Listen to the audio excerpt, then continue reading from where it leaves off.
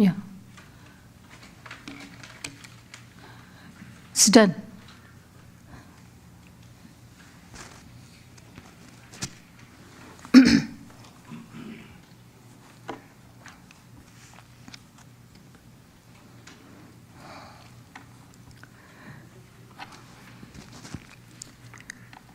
Om Sahana Vavatu Sahanau Bhunaktu Sahaviryam Karavavahai Tejasvinavadhitamastu ma vidvishavahai. Om Shanti Shanti Shanti. Om Purnamadav Purnamidam Purnat Purnamudachyate Purnasya Purnamadaya Purnameva Vashishyate. Om Shanti Shanti Shanti. Shruti Smriti Purananam Alayam Karunalayam Namami Bhagavatpadam Shankaram Lokashankaram Shankaram Shankaracharyam Keshavam Badarayanam Sutrabhashya Krutau Vande Bhagavantau Punah Punah. Ishvaro Gururatmeti Murti Bheda Vibhagine Vyomavad Vyapta Dehaya Dakshinamurtaye Namaha. So, this Upanishad, before we chant the mantras, before we study the Upanishad, we always chant Shanti mantra. Shanti mantra is chanted to invoke Ishvara's grace, so that there be no obstacles in studying of this, in reflecting of this. So always this is the tradition, that before the study of the Upanishad, we should chant the Shanti mantra. And that Shanti mantra is chanted both by the teacher as well as the students, because there can be any number of obstacles for students also and for the teacher also. So to avoid that, to avert that, Shanti mantra, it is peace invocation. It is to ward off any kind of obstacles which can arise. See, three obstacles can arise from three different levels. That is why at the end of the Shanti mantra, we chanted Shantihi, Shantihi, Shantihi thrice. Thrice because there can be obstacles or hindrances arising from your own body, from your own mind. Body may not be well, mind may be distracted, may not be in mood. So that is one. Second, and your intellect also may not work. You may find the subject very difficult, going above your head and things like that. So to avoid that, we chant this. Then there can be obstacles coming from the world also. We are studying this, and at that time only somebody will play music, or you are trying to come here, and because of the traffic you cannot reach, things like that. This is to avoid this, to avoid hindrances and obstacles coming from the world, from around you. Second Shanti for that. And third is Adhidaivika, from the cosmic plane also. There can be any number of obstacles like COVID. The entire world was under the effect of COVID. So that was not, it was man-made, but still, when it affected such a large community, so we can say that it is Adhidaivika Vigna. It is that kind of obstacle.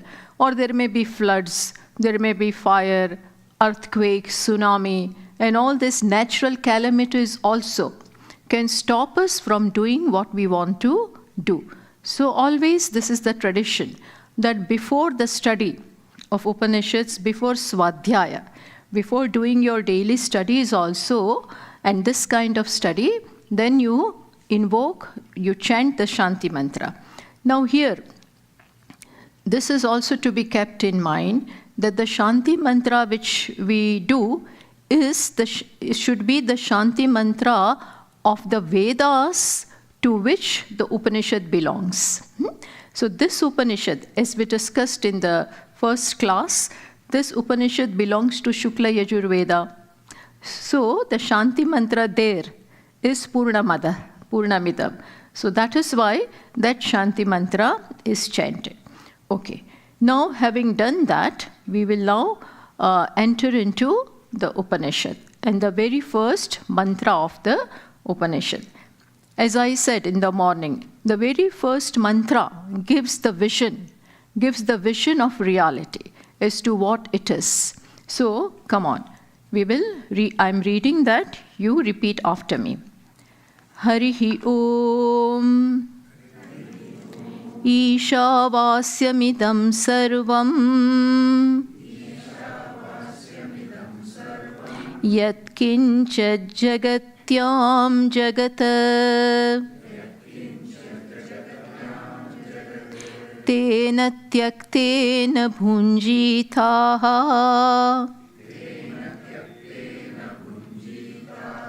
Ma Grudah Kasya Svidhanam. So here, Upanishad begins with Harihi Om. So that is taking Ishvara's name. And that to here, Omkara. Omkara is given. Now Omkara, as you know, is the most auspicious sound. And it covers, we will not get more deeply into this Omkara because it is altogether a subject by itself, which can take days and days. So I will just explain that Omkara stands both for Saguna Brahma as well as Nirguna Brahma. Saguna Brahma means Ishvara with attributes. This creation can be called Saguna Brahma. Ishvara with attributes, gunas, qualifications. And Nirguna Brahman means Ishvara without attributes. So where there is no form, no qualities, no parts, which is changeless, that is called Nirguna, devoid of any attributes or parts. So Omkara covers both this, Saguna as well as Nirguna. The Akara, Ukara, Makara. Omkara is made of these three syllables, A, U and Ma. So this A, U and Ma stands for the entire creation. Stands for the entire creation. So that takes into account Saguna Brahma. And that Amatra, above Omkara you do that Amatra, that is called Amatra. That stands for Nirguna Brahma. That stands for Nirguna Brahma. So Nirguna Brahma is the substratum upon which the creation stands, or upon which the creation is supported by that Nirguna Brahma. In other words, Nirguna Brahma is Satyam and Saguna Brahma is Mithya. Or Nirguna Brahman is the substratum and Saguna Brahma is supported. So this is what Omkara means. But it is the name of the Parameshvara. It is name of Ishvara. And it is such a name which is most dear to Ishvara. Everybody has names dear to them. If you call, there may be nickname at home and the formal name is given. So, but at home, this person may be called by different name. That only those people will know. We will not know. When they use that particular name, something like, Nick or Munna, Munni, things like that. They use this kind of, but this is the name that person likes the most because it is used by his mother. Mother calls him by that name. Similarly, this Omkara is the name that is most dear to Ishvara. And so, when that is chanted, when that is pronounced, you are as it were invoking his grace. Or we can say that by Omkara, the Ishvara in his both the forms, Nirguna as well as Saguna, is taken into account. So this itself, just by chanting Om, even if you do not know its meaning, even if you do not know this meaning, the very chant, the very sound itself is very auspicious and it brings blessings. So with that, the Upanishad is begun. Om. Then mantra says, Ishavasyam idam sarvam. It says, may you cover. Vasyam means cover. Vasyam means may you clothe or may you cover. Idam sarvam, everything, all this that we see, by Ishvara. Isha is the instrumental case, third case of Isha, which means by Ishvara, you cover the entire creation.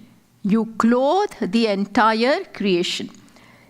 What is to be clothed? Yat kincha jagatyam jagat. Whatever there is. Yat kincha means whatever there is. Chara, achara, moving, non-moving, whatever there is in this creation, up, down, below, side, everywhere, below the ocean, above the sky, galaxies and Milky Way, constellations, half of these things you do not even perceive, but still you know that they are there. So all this, yat kincha, what is all this? Jagatyam jagat. In the Jagatyam means in the Jagati. It is the seventh case of Jagati, which means in this world, in this creation, whatever is Jagat, Jagat means Gachati iti Jagat. Jagat means all that is moving, all that is changing. So you understood. In this creation, whatever there is that is moving or changing, may you clothe that, may you cover that by Ishvara. In other words, it means that may you see everything that is there in this creation as Ishvara. May you see each and everything as Ishvara. It may be an inert thing like this, or a moving thing, whatever is there. See it as Ishvara. Then, so this is the line. This first line gives us the vision. This gives us the vision of the reality.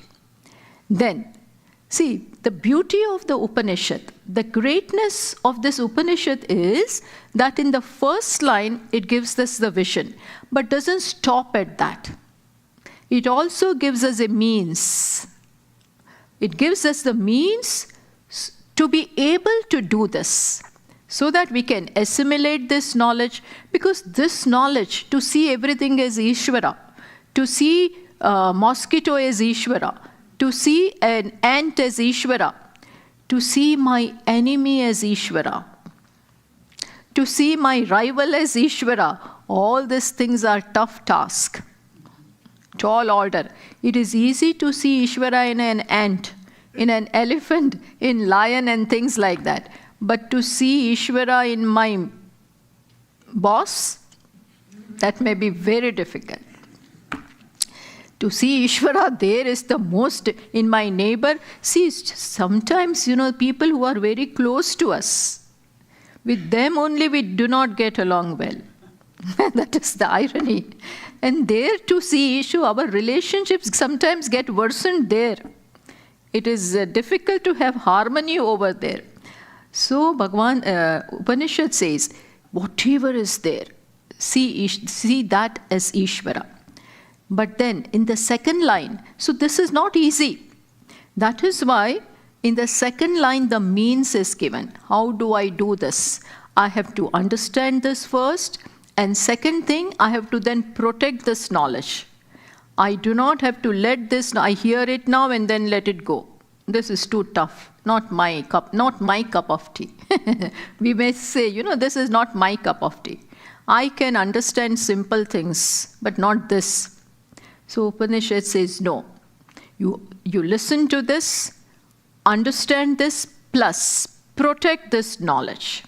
How is it to be protected? Then the second line says, Tena Tyaktena bhunjitaha. Tena means this. This vision is to be protected by renunciation, by the spirit of tyaga, by the spirit of giving up, or tyaga or renunciation. May you protect this knowledge. May you take care, may you nurture, may you take care of this knowledge by tyaga, by the spirit of tyaga. See, I will show you. That is why Hindu culture is based upon the spirit of tyaga. In our culture, you will find whether we do that in life or not, now it is a different matter. But it is based upon the spirit or the concept of tyaga, giving up, that we will see. But that is how this knowledge has to be protected. Then, furthermore, details are given as to how this knowledge has to be protected. So in the last part, Upanishad says, Ma gridaha, kasya sviddana. May ma gridaha means may you not covet. May you not covet anybody's wealth. By wealth, not only wealth is meant everything. Whatever others have. Others may have more. I have less. And we tend to compare. So, Upanishad says, do not covet what belongs to others. May you not have that covetousness for others' belongings. Ma gridaha kasya sviddanam. After all, whose wealth is it? Kasya sviddanam. Whose wealth is it? It is not mine. It has been given to me. Wealth has been given to me. I may have lot of wealth.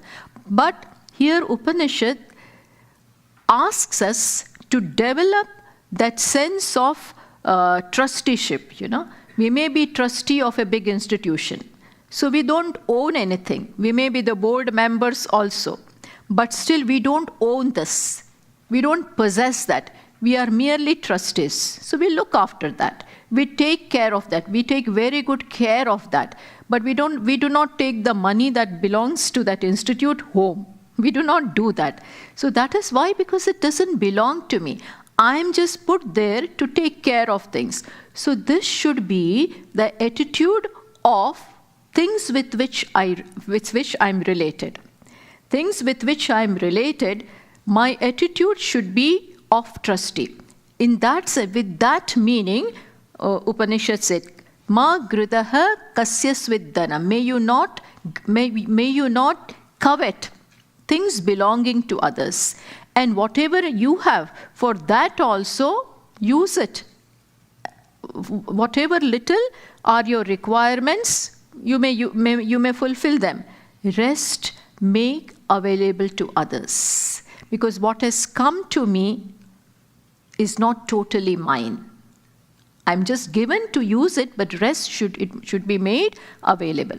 So, second entire line is in the sense of means. Means to protect the vision of the first mantra, of the first line.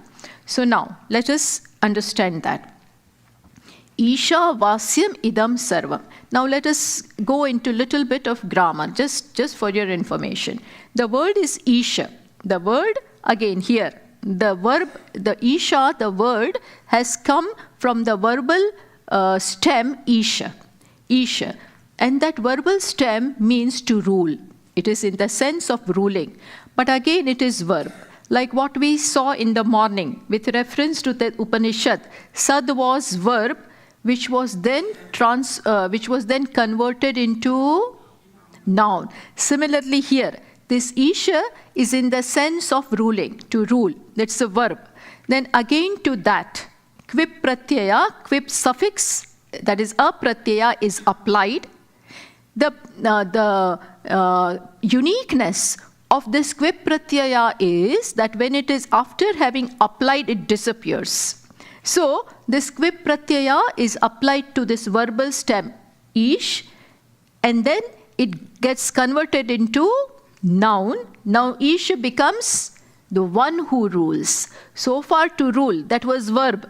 Now because it got converted into noun and then that equip pratyaya disappeared, now there is this ruler. Now Ishvara is the ruler. And Isha means the third case, instrumental case, which means by Ishvara, may you cover the entire creation. May you cover, that is, may you look upon the entire creation as Ishvara. Ishavasyam, this Vasyam, it has come from the Vas dhatu. Vas is in the sense of clothing. Vas is in the sense of covering or clothing. But here it means may you clothe the entire. Now it is not practical. We do not have to take this literally. We cannot clothe the entire creation by Ishvara. But what it means is look upon the creation as Ishvara. It is like, I will show you.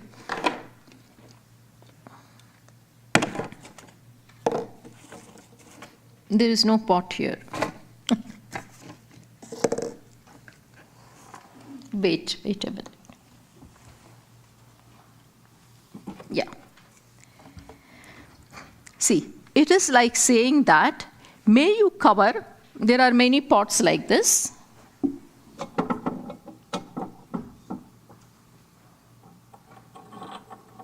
Vedanta cannot be done without these pots. We should have them. And whole host of them, not just one or two. There are many, but my hand is not going there. So, come on. It is like saying, because this when you see it, the meaning becomes more clear. It is like my saying that, may you cover, all of you, may you cover all the spots with clay. What am I saying? May you cover all the spots with clay. Now what are you supposed to do? It is already covered. It is already covered with clay. But what it means is, may you see them as clay. May you see them as clay. Because what is important here is clay, that is the substance, and not pot. We will talk about this. I'll give you another example. There are ornaments, so that is also.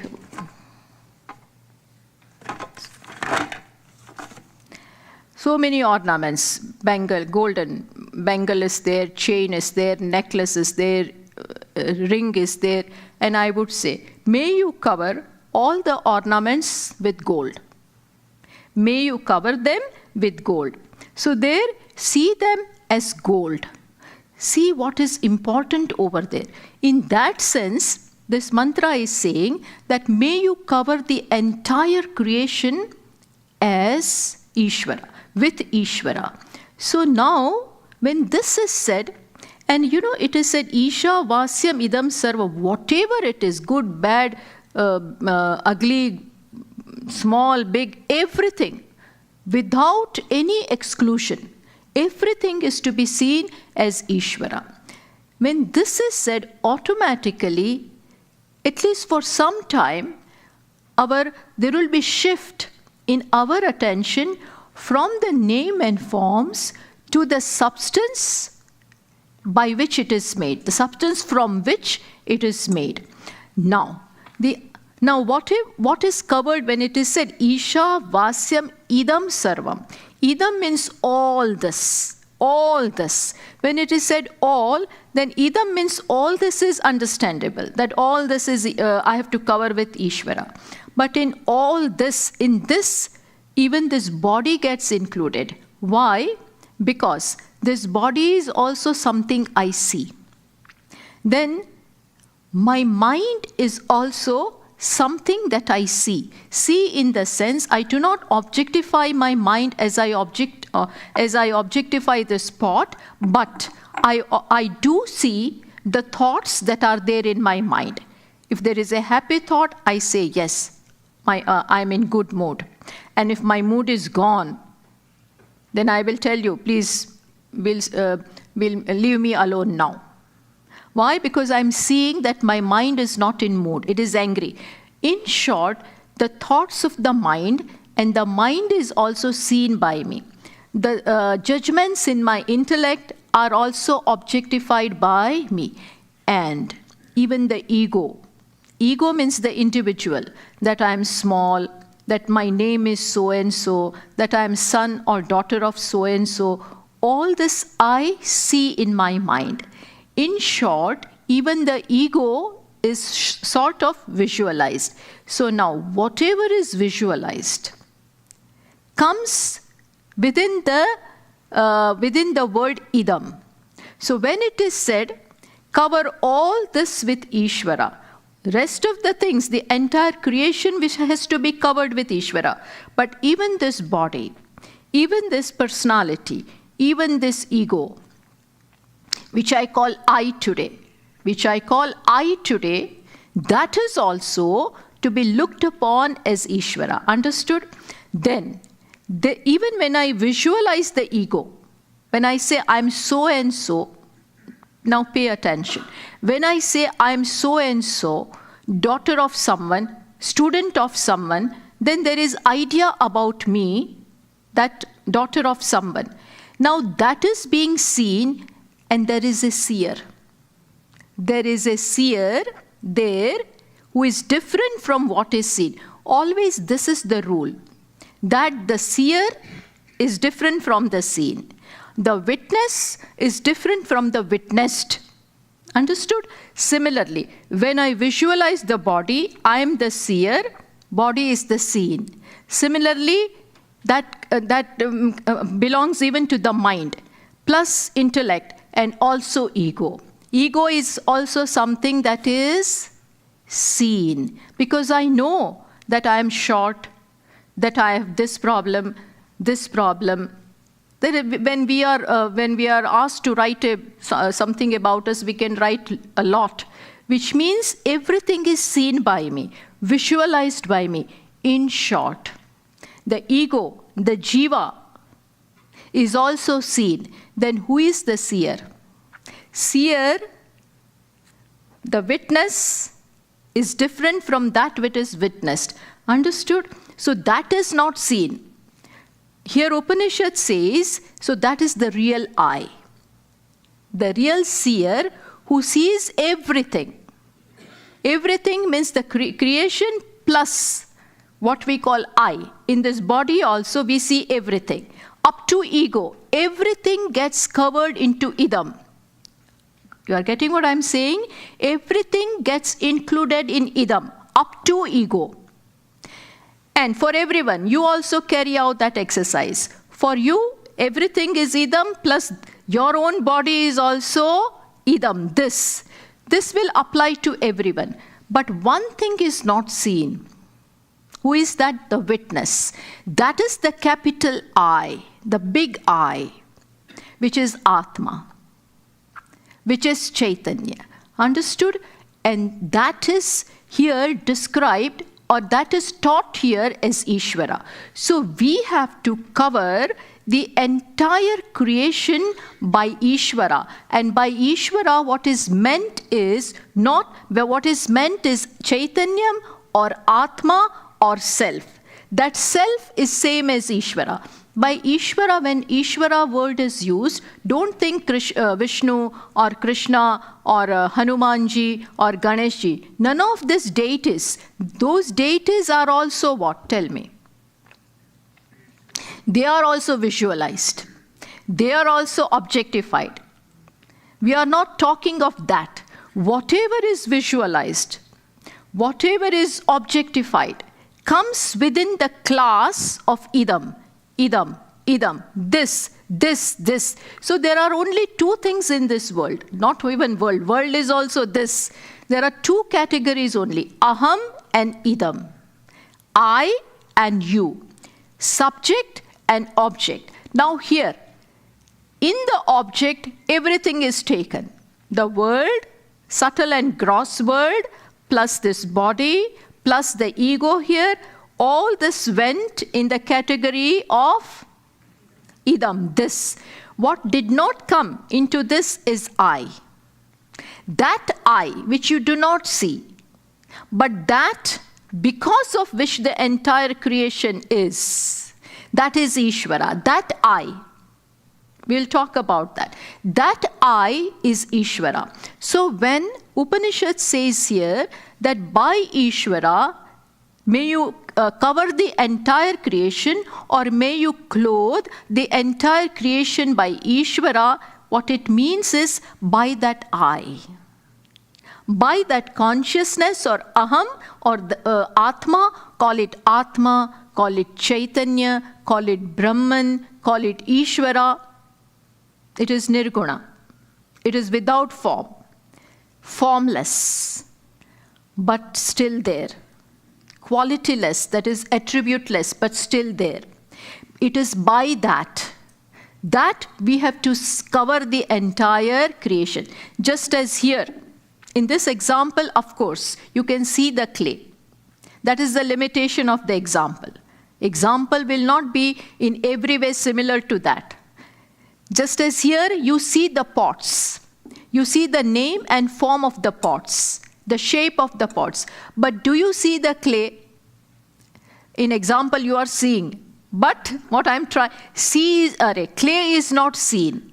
It is the Atma of this pot. It is the Atma of this one, this small tiny one. It is the Atma of this one. Of all the entire creation of pots, what is the Atma or what is the Ishvara? Clay. Understood? Similarly, the entire world of names and forms are there, which we classified as idam. This. Understood? Everything got covered. Everything that has qualities, everything that has name, form, gross or subtle, everything. Mind is subtle, body is gross, intellect is subtle, sense organs are gross that way. So, all that came within the idam in this, and that was to be covered, and that is to be covered by Ishvara. What is that Ishvara? Just as here, clay is Ishvara. Similarly here, what is Ishvara? Atma. So this, in this sense, Atma or the I is Ishvara, is same as Ishvara. There by Ishvara we do not mean Krishna or Shiva. There by I we mean means Chaitanya. So when Upanishad says that may you cover the entire creation by Ishvara, it simply means that by Atma. By Atma doesn't mean this small person, this individual, daughter of someone, son of someone, spouse of someone, no. By that I, what is meant is Ishvara. So everybody's real nature, true nature is what? Just as true nature of this one is clay, but even of this little one, if this little one also is clay. Or in the example of ornaments, bangle may be big, necklace bigger than the bangle, then there may be this ring, and even nose ring. Nose ring will be very small. But Atma of nose ring is what? Gold. The Atma of the big necklace which a queen may wear, that is gold. Similarly, the Atma of the nose ring is also gold. There is nothing big or small about gold.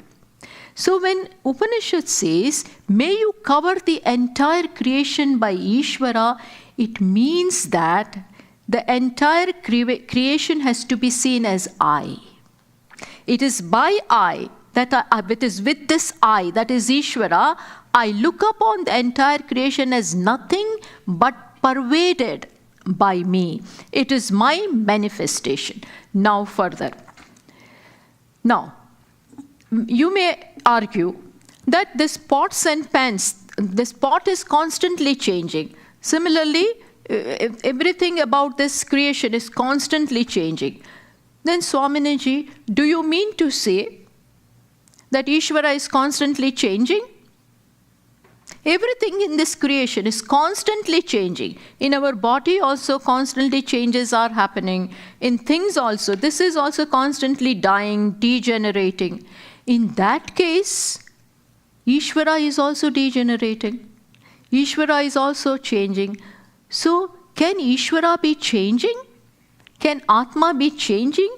In that case, it will be fickle. It will be moving. It will be changing. And whatever changes from in course of time is destroyed.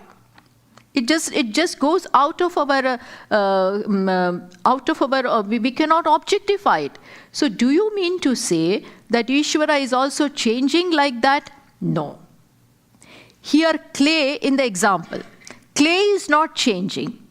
What is changing are the names, is the name and the form of the pot, the shape of the pot. There the changes, but there is no change in the clay. The pot, when it got created, you took a lump of clay. From that you created the pot. Then it remains for a while. And even when we see it, it is constantly changing. And a time will come when this pot will get destroyed. But what will not get destroyed? What will remain as it is clay. Similarly, the world is constantly changing. Now creation, then sustenance, then dissolution. And even as we see, things are changing. Even as we see, things are changing. But there is something that is changeless even when things are changing. That changeless is Ishvara. So the nature of Ishvara is changeless. It is limitless. It has no beginning, no end, and no change whatsoever.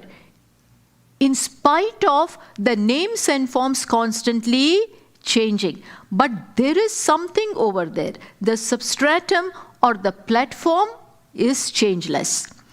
In other words, the nature of Ishvara. So now we have to understand what is this nature of Ishvara by which or with which we have to cover the entire creation. What is that? Shastra says that the nature of Ishvara, that is Atma, is what? Sat, Chit, Anand. Now this Sat, Chit, Anand you don't see. You see a name and form. You don't see Sat. Sat means existence. Chit means awareness, consciousness. And Ananda also we don't see, but we experience. In other words, Shastra says, other words which are used for Satchit Anand is Asti, Bhati, Priyam. So now, see, in any object, take any object of this creation, it will have 5 aspects. How many? 5 aspects. One is Asti. Asti means it is. This cover is. Without, if isness is not there, this will be hanging.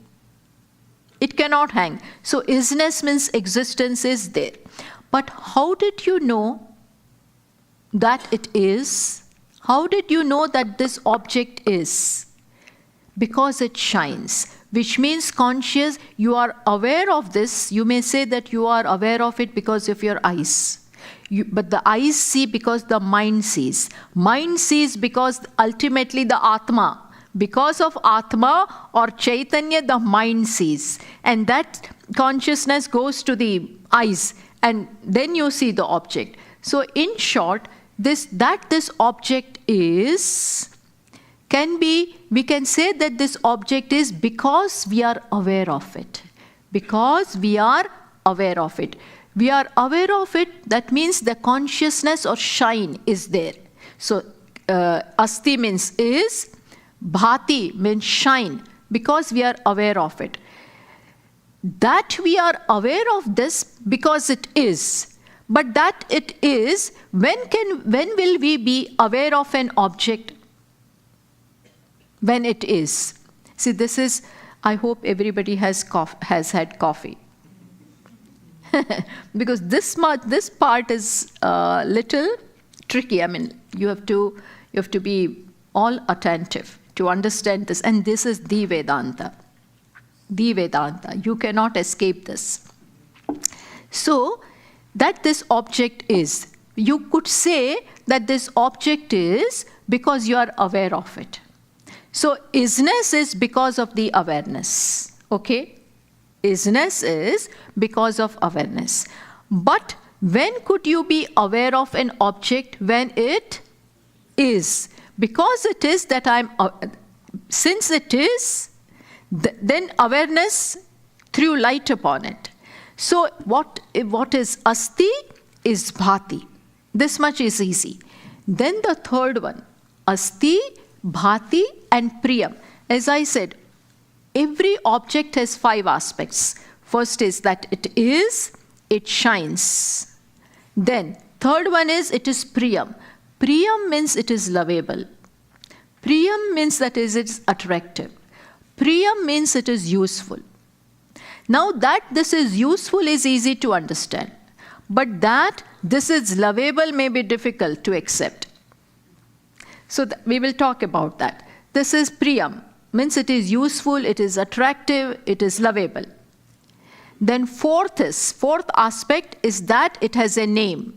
This is the cover for the glasses, and it has a form. So this too we can understand, name and form. But name and form, so every object, take any object. If we carry out this exercise, we will find that an object is, we are aware of it, that means there is that bhati. And third one is that it is priyam, that it is lovable, it is useful. Fourth one is name, and fifth one is form. Each and every object has these 5 aspects. Now the name and form of each and every object is different. Name and form of say this table, this chair, this harmonium and everything. Name and form will be different. But what will be common there? What will be common there? Asti, bhati and priyam. So that asti, bhati, priyam will be common everywhere. You don't see that. You don't see that. But in the absence, in its absence, this name and form cannot stand. In this example, the name and form of this pot is different, this one is different, this one is the name and form of all of them are different. What is the common denominator over here? The clay. In the example, it is clay. Similarly here, asti bhati priyam, which means atma or which means Ishvara, is common everywhere. Common everywhere. There is no form to it. It just is, isness. If at all any form, then it is isness, means it is existent. Plus it shines. Shines means it is awareness. Not aware of something, but just awareness. Plus it is lovable. It is attractive. It is useful. And names and forms are different everywhere. So the real nature of I, the real nature of Ishvara is this asti bhati priyam. Or call it asti bhati priyam, or call it Satchid Ananda. That it is by this that we have to cover the entire creation, which means see the entire creation as asti bhati priyam plus name and form. Now here, which aspect is changing and which aspect remains the same? Name and form keeps changing. The name and form of the entire creation is constantly changing.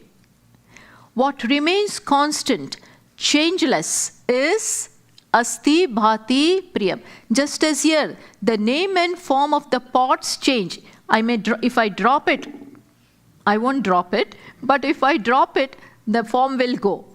And then the name will also go. Then no more can we call it pot. We have to call it something else. But what won't change over there will be the clay. Ornaments, if we want to make new ornaments, the daughter may not like the ornaments which the design of the bangle and things which mother was wearing. So she will change it. But gold won't change. Gold will remain the same. Similarly here, what doesn't change, which remains inherent, even when this is the inherent aspect, the changeless aspect is pot or a clay. Similarly here, everything is changing. Person is growing day by day, child, then adolescent, then youth, then old, and then one day disappear. But what doesn't disappear? What doesn't disappear is this Atma or Ishvara, or you can't see it, but you know I. So what is this Ishvara? What is it? The I. It is not, Ishvara is not to be seen here, but it is to be appreciated here. Because Asti Bhati Priyam here, is there, is everywhere. Understood? The clay, this pot has to understand that it is clay. And the same clay is to be found here, everywhere. But it first appreciates where? In its name and form. It appreciates that I am clay. And the same clay is to be found in all the pots. Similarly, when a man of knowledge, wise man, his understanding will be I. So that I will not be the ego. That I will be Atma, Chaitanya, Brahman, Ishvara. And when he says I, in that everything gets covered. When he sees this I in everything. That is not the real seeing, not objectifying it. But when he looks at someone, talking, walking, thinking, then he knows it is due to this I. It is due, this is happening, the creation is moving. Creation is, if not moving, steady or whatever. There's the constant play of name and form is going on. It is due to that I. So when Upanishad says, may you cover the entire creation with Ishvara, it means that may you see that there is this changeless entity, changeless Atma or Ishvara as the common denominator, as the common platform of the entire creation, where the names and forms are constantly changing. It is incidental aspect. But what is the inherent and the changeless aspect? Is Atma or Ishvara. This comes and goes. But what doesn't come and go, which always remains, is I. That is why Lord Krishna tells Arjuna that even when Arjuna is crying, then all this will go away. What will I do without them? My teacher and my grandsire, Bhishma Pitama and Dronacharya, all of them will go.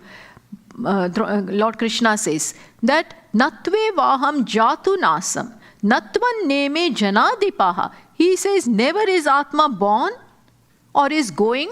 It is always there. Oh Arjuna, do you think that you and I were not in past and will not be in future? This body was not there in the past. This body may not be in the future. But what is always there? Is I. It is I. So when you know this, then you know that this is changeless. And upon this, the play of name and form is going on. Just as in water, the play of the waves is going on. There may be storm, there may be tsunami. The waves come and go. Very big waves, they come and all this play is going on the platform of water. Water remains as it is. Similarly, this creation is nothing but manifestation of names and forms. Upon Atma or Chaitanya, these names and forms are coming and going. The Atma remains the same. It always remains the same. There is no birth, no death, no old age, no childhood, no adolescence, no youth, nothing at all. It just is. Yes, names and forms are there. That level, some changes are taking place. Now, if you have understood this much, I will go further. When we are looking at this spot, now see, we said that there are two things. Asti bhati priyam plus name and form. Okay. Now I'll ask you one question. If there are two things, clay, in the example, clay and the pot. Clay and the pot. Clay is the substance and pot is the name and form. Now, when I look at the pot, what is the substance here? Clay. What is the weight? The weight of this pot is the weight of the clay. The smell that I feel here is the smell of the clay. The touch is of the clay. And when I touch here, it is clay. When I touch on this side, clay. What I feel this side is clay. What I feel here is clay. And if there are two things here, clay and pot, supposing. If there are two things here, listen to this very well. If there are two things here, one is clay, other is name and form called pot. Then you take the pot, I take the clay. I take the clay in this object, I take the clay. And I give what to you? I give pot to you. Keep it. If there are two, you keep the pot. I keep the clay. So are there two things? If there were two, then you could have got something. Something at least. Swamini ji gave us something. Don't deny us this. Then keep the pot. I keep the clay. Then you will have zero. Why? Because name and form cannot stand apart from the substance. And if there is pot, take it. That means there is no pot other than clay. If there were two, now this is one, this is two, this is three. Even when I take this away, this still remains. When I take this away, even this remains. Because these are different things in the example. I take this away, then still the glasses are there. But that is not the case with when I take away the pot or a clay, keep the mother can be very smart sometimes. If the daughters are fighting with ornaments, she will say, forget it, I keep the gold. Now you fight. Daughters will have nothing. Similarly, this is the answer of Advaitins to dualists. Advaitins, they say that if duality is real, keep it. We take Asti Bhati Priyam. Because just as here, clay pot doesn't stand apart from the clay. Pot, in fact, has no existence other than clay. What is pot? What is pot? Upanishad says pot is in name. Pot is merely in name. Vacha Rambanam. Pot has its life only in speech. I am not saying this. Shastra says. Similarly, world has no existence other than I want it from you. Other than Ishvara or I. That is the thing. The substantial. So this pot can be called appearance. You see it. So it is just an appearance. Mithya is that. Now you must have heard this word mithya. Mithya means appearance. Just as here pot is appearance. Because without clay, pot cannot be. Similarly, without Atma or Brahman or Ishvara, creation cannot stand. So, but still it makes an appearance. It appears to be very solid, very concrete. If I hit this hard, then it may be difficult for me and for 2 days to work with this. All that is there. But still, without Chaitanya. So what is merely an appearance is called mithya. What is merely an appearance is called mithya. Which comes and goes is called mithya. But which never comes, never goes, always remains is called satyam. So what is satyam? Ishvara is satyam. What is satyam? Atma. Which Atma? Not this body. This body will come and go. What will not come and go? Chaitanya, Atma, which we don't see. If we could see that, it will again become mithya. It will change. So Atma or Ishvara is something which don't, but it is, we need not see it because it is I. Here pot need not see clay because pot is nothing but clay. Clay need not see itself because it is. Similarly, so when Upanishad says, may you look upon this entire, may you see the entire creation is Ishvara, it means that may you see the entire creation as I. But there is one part of the I which changes, and other part is there which never changes. Something comes and goes. Something changes. Name and form keeps changing. The substratum or the substance doesn't change. So that is the inherent part. So this is the knowledge. So when we are asked to look upon the creation as Ishvara, it means that this I is there everywhere. Nothing is apart from me. Just as the clay says, clay of this object, this small thing says, the entire world of pots is in me. If it says this, there is nothing wrong. If the clay in this, clay is the Atma of this tiny thing. If the clay, this is a lamp, made of clay. So if the clay here says that I am the Atma of this, all this world of pots, it's not wrong. Because then its I is not this small pot. Its I is not this small lamp. Its I is clay, which is here, which is here, which is here, which is here, which is everywhere.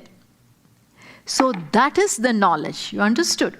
So this knowledge, it is with this I that I look upon the entire creation. It's nothing but me. Nothing but I. Whether it is a poor person or a rich person or enemy or friend, then enemy and friends also do not remain. Because what remains is nothing but I. This is what Lord Krishna, and here also this will be elaborated in the later verses. But then, having said this, then Upanishad says, how to protect? This is a tall order. This calls for a shift from placing my I in the body to knowing it as what it is. If I continue to call this body as I, then automatically all of you become you for me. Mine and yours, all this comes. I and mine, and this is mine, this is not yours. This is my house, this is not. So I and you, this, that, he, she, all this comes when I is placed in a small complex. When then the boundary of I is only this much. Then everything is you. But this calls for a paradigm shift. Shift from the small body, claiming the small body as I, to understanding the real I, Atma. And Atma is never away. Never away. Is clay ever away from this? Similarly, I is never away. But we call this body as I. Atma is always I. Always it is registering itself. Always asserting its presence. But we are so preoccupied.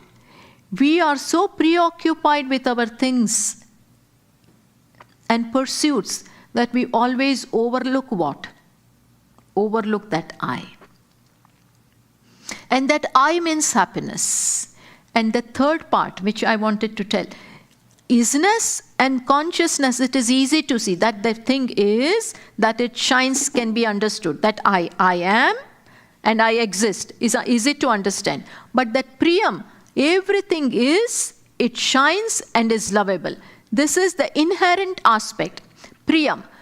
Now that Priyam part, to understand that Priyam part, we have to grow. We have to grow. Without growing in the sense not becoming 6 feet, not that.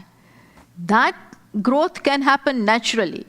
But inner growth, we have to become mature, we have to become sensitive, to be able to see that I is, because I love myself. There is unconditional love for I. The same thing applies to everyone. Even a mosquito loves itself. Even an ant loves itself. Even that deer you are trying to hunt. There are, I think, times, when there you can just hunt them. You can just shoot them. I think there are some, that freedom is given here. There are times when you just, but even when you are trying to hunt that, making your prey, it's trying to run away. It shows what? That it loves itself, everything. That love for one's own self, that love is inherent everywhere. But it is difficult for me to see because today my likes and dislikes are prominent. I like this, I don't like this. For a thing to be acceptable, it has to be favorable to me. Then only I like it. And if it is not favorable, not conducive, not meeting my demands, then I dislike it. When these are the conditioning today, when it is favorable, I like. When it's not favorable, I despise. I hate it. So this attachment and aversions in the mind today stops me. They become the hindrance in appreciating or understanding that Priyam. That everything is lovable. I can't see that unless and until there is purity in mind.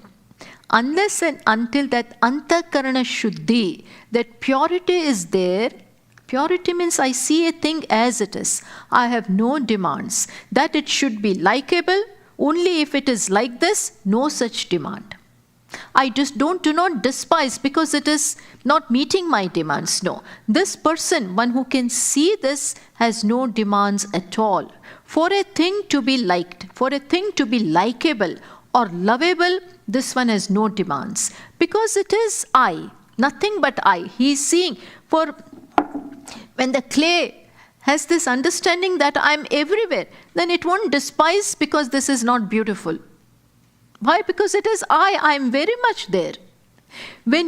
So for this, first we have to understand that I am that Chaitanya, which pervades the entire creation. Then I'll be able to understand you.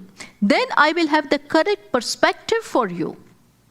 When I have the correct perspective for myself, when I say I do not mean the limited body, but I mean the I. When I'm very well clear about this, then I will understand that you are also that. Because my understanding of now I is what? That's everywhere. Asti, Bhati, Priyam is everything. So automatically your body, your any other name and form will also get included in that. So this is the height which we have to reach, even though it is a fact. So the Priyam aspect, that everything is useful, that everything is lovable, when will I be able to see? When I grow inside.